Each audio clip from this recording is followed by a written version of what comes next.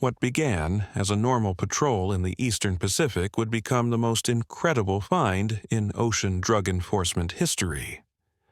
The crew had no clue that in just a few hours, they would see something that would completely change everything they believed about fighting drugs.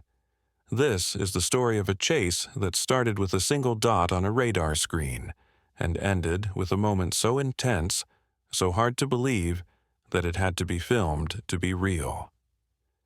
June 18, 2019. Eastern Pacific Ocean. The morning sun made long shadows across the deck of the Coast Guard ship as radar worker Petty Officer Martinez looked at her screen, her coffee getting cold in her hands. Something was off. Very off. "Commander, we've got something moving," she shouted, her voice cutting through the salty air. "Direction 180 degrees, distance about 3 nautical miles." Commander Jackson ran to the radar machine, his worn face tight with focus. After 20 years of chasing drug smugglers in these waters, he knew that gut feeling, the one that told him they were about to make the arrest of their careers. "What are we seeing, Martinez?" "It's strange, sir. The signal is barely there, moving at about 8 knots, staying just under the water. Could be a semi-submarine." Jackson's eyes got narrow. In the past 3 months alone, they'd already stopped 13 drug boats in these same waters. But this one felt different. This one felt huge. "All hands, this is the commander." His voice echoed over the loudspeaker. "We have a possible drug submarine contact. Battle stations, get ready for arrest, and Martinez, start filming. I want every second of this mission recorded." The ship burst into organized chaos. Sailors ran across the deck, the helicopter crew started their engines, and the boarding team checked their guns one last time. This wasn't just another Coast Guard mission. This was a joint international effort involving U.S. Navy help and international partners. The stakes had never been bigger. "Sir, we're getting a clearer view," Martinez reported, her voice getting excited. "It's definitely a SPSS, self-powered semi-submarine, and Commander, it's huge, really huge." Through his binoculars, Jackson could just see a small part sticking through the Pacific waves like a metal shark fin. His heart raced. After stopping over 39,000 pounds of cocaine in recent months, he knew they were getting close to the big catch. This could be the one. "Send out the helicopter and get me that Navy plane for air support," Jackson ordered, "and get me a direct line to the boarding team. We're going in." The Coast Guard helicopter roared overhead, its heat cameras locked onto the suspicious boat below, while the Navy plane circled higher up, coordinating the whole operation. From the air, the pilot's voice came through the radio. "Ghost, 1 to command. We can see it. Navy plane confirms target location. It's trying to dive deeper, but we can still follow it." What happened next was a deadly game of cat and mouse under the Pacific waves. The submarine's crew was pushing their boat to its limits, diving to dangerous depths in a desperate try to escape. Through the sound equipment, the Coast Guard could hear the submarine's engines struggling, metal groaning under pressure it was never built to handle. "Sound contact direction 190, depth 60 feet and going down," the sound operator reported. "They're trying to go deep, but the boat's not made for it. Hull stress is going up." The submarine zigzagged through the underwater landscape, using every trick they knew. But this wasn't a military submarine. It was a quickly built drug transport, and it was starting to break under the constant chase. "Contact is coming up," the pilot announced. "Repeat, target is emergency surfacing." This international teamwork was what made the difference.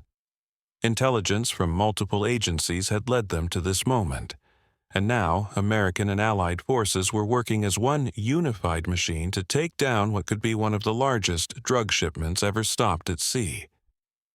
The camera operator on deck kept filming, capturing every second of what was already turning into an amazing operation.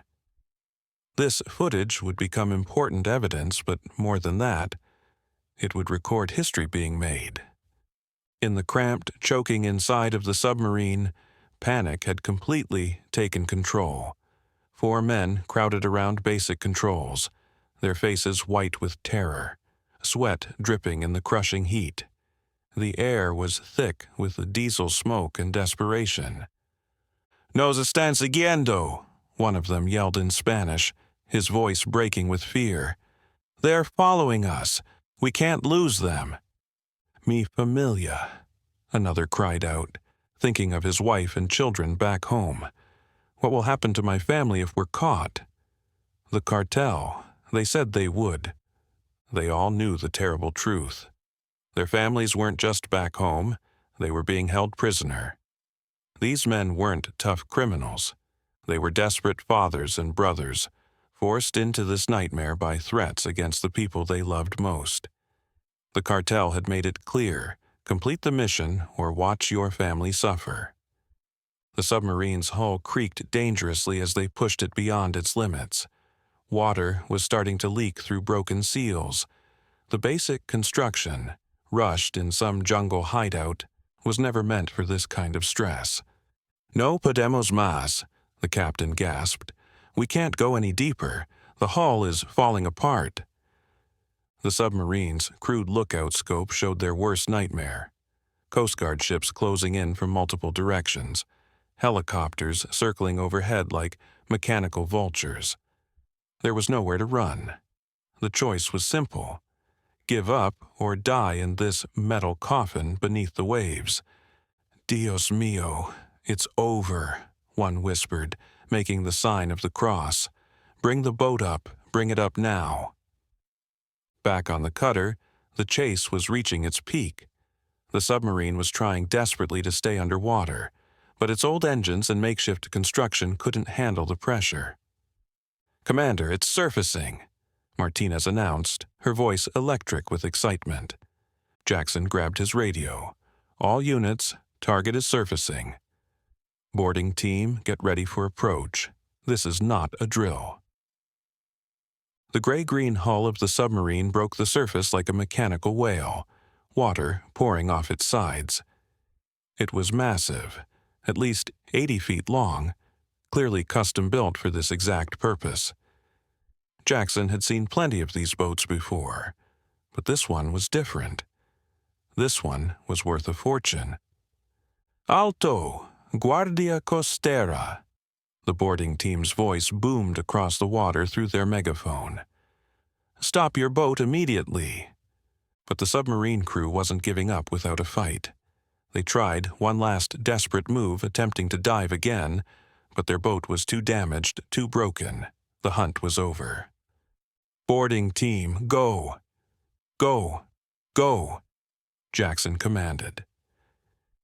In a heart-stopping display of skill and courage, the Coast Guard boarding team jumped from their fast response boat onto the slippery hull of the submarine.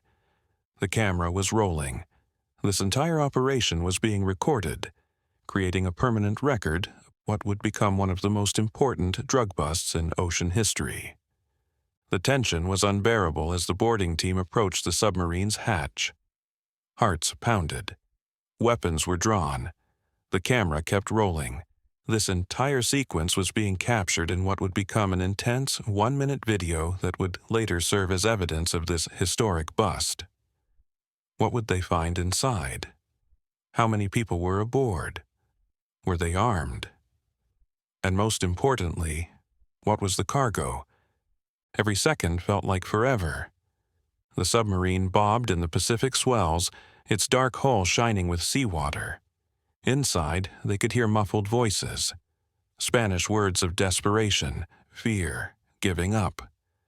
Sorry for the interruption. Before we continue with the story, I kindly ask you to like the video and subscribe to this channel. It is very important for us. Thank you very much. This is the team leader.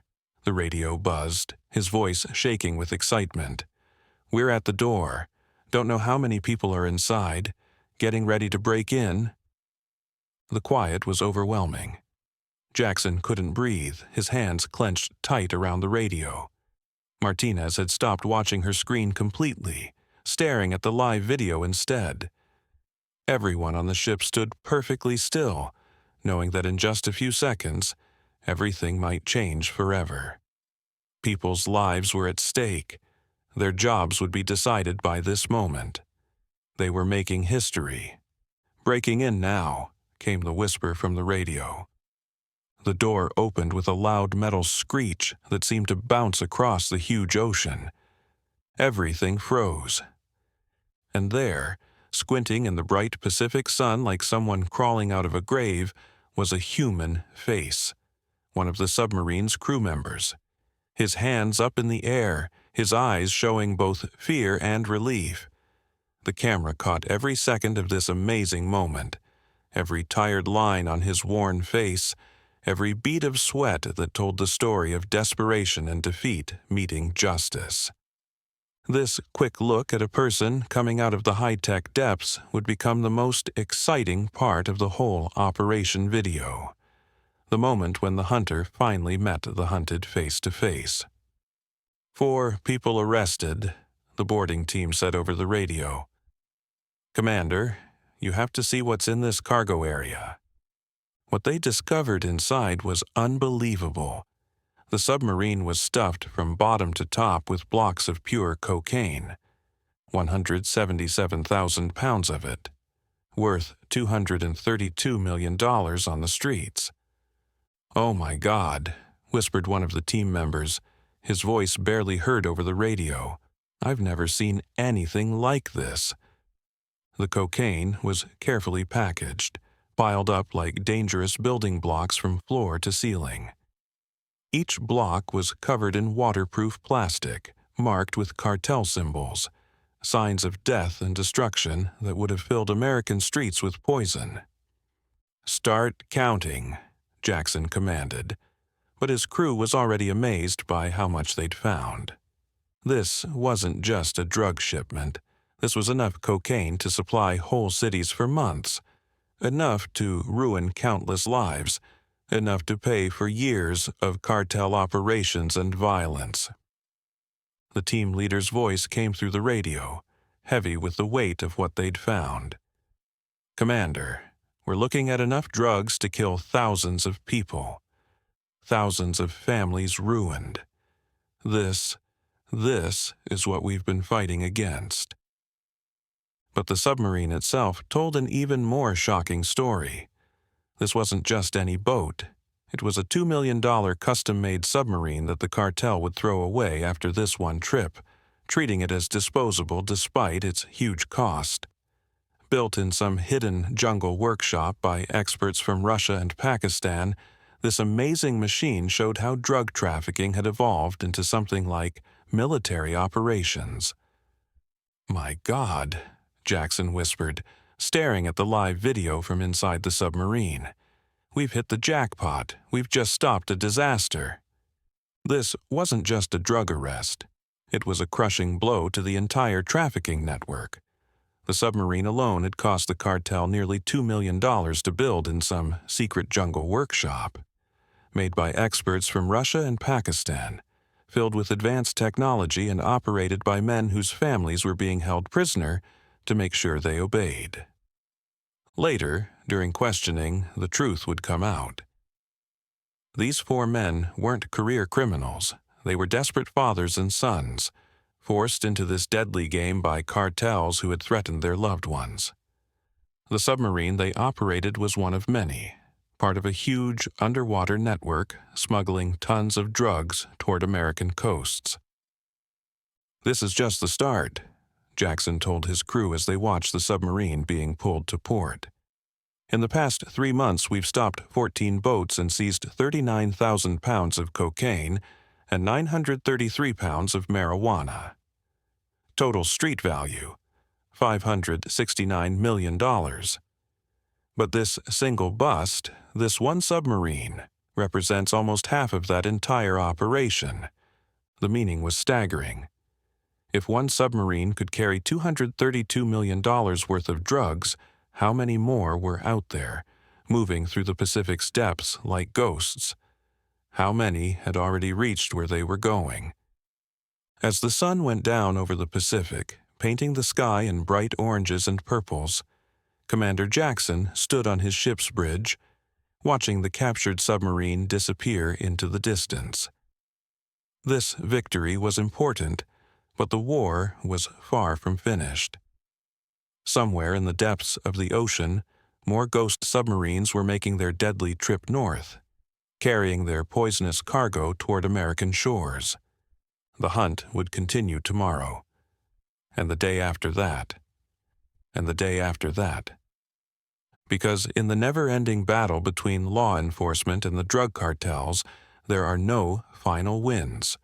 Only the next chase, the next catch, the next chance to keep these deadly drugs from reaching America's streets. The ghost submarine had been caught.